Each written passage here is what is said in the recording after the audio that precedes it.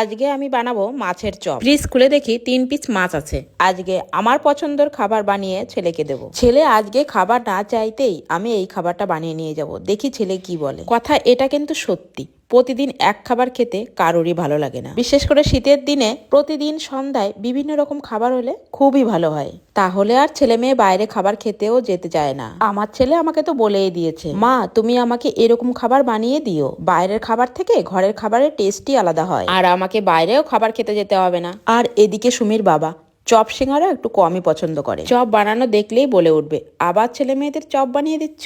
আমি বললাম, আরে দোকান থেকে তো খাচ্ছে না, বাড়িতে আমি টাটকা খাবার বানিয়ে দিচ্ছি। ছেলে মেয়ে খেতে চাইলে ওদের তো খাবার বানিয়ে দিতেই হবে বলো। সুমির বাবা আমাকে বলল, আজকে তাহলে কি বানাচ্ছ?